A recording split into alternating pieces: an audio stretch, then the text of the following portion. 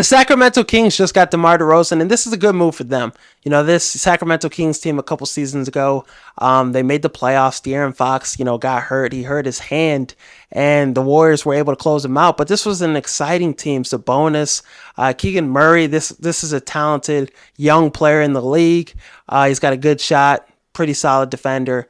Good game overall. Mike Brown, he's a solid coach. He was able to get the most out of this Kings, roster. And De'Aaron Fox, one of the most clutchest players in the NBA, looked like a star in the playoffs too against, Curry.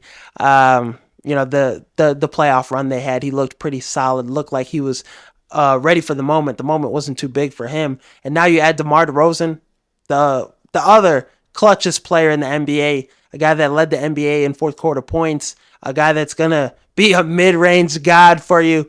You have Sabonis. You have him now that, can't shoot the three that well. But with a guy like Malik Monk, Kevin Huerter off the bench too, you got three-point shooters. So, maybe adjust your lineup. Maybe you start Kevin Huerter. So you have a guy that can just be an elite three-point shooter that will improve, the spacing, and it won't be a bunch of guys that can't shoot the three. Defensively, maybe Keon Ellis is the guy you start at the two guard. But, they have a pretty solid deep rotation. Maybe need to get another wing in there. There's still some guys available, maybe some shooters still that on a minimum deal. But the Kings right now, they look like an exciting team. DeMar DeRozan, 25 points per game kind of guy, a guy that's going to be the closer in the fourth quarter if De'Aaron Fox can't go or if De'Aaron Fox has a cold hand. So you have another elite scorer. I know he doesn't shoot the three that well, but 48% field goal percentage is pretty damn good. Fourth quarters, De'Aaron Fox and DeMar DeRozan are going to be cooking. So, and you look at them in the West standings, potentially, I think they're the fifth or sixth best team in the West. Denver, that could be a team that they could be better than with, Denver's rotation not being that deep, losing Bruce Brown, losing KCP out the starting lineup. Denver, they're regressing. Again, last season, the Minnesota Timberwolves had their number. They were able to finish them off in a 7-game series because of their rotation was thin. Christian Brown is a solid player, but now you have DeMar DeRozan, you have De'Aaron Fox, you have a Sabonis, you have a solid big three. I think it's a solid unit. People might call it a mid three, but I think this is a solid core three.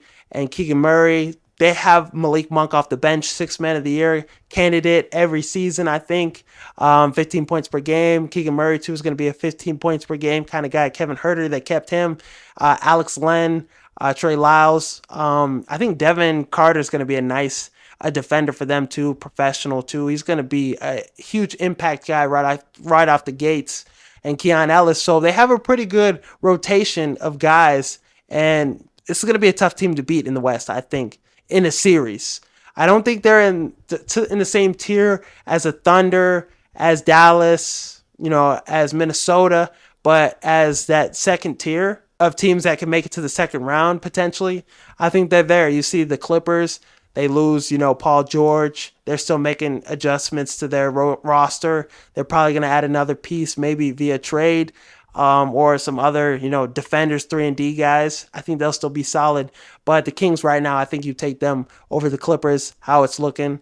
Grizzlies are going to be nice. So the West is like 13 teams deep that can make the playoffs.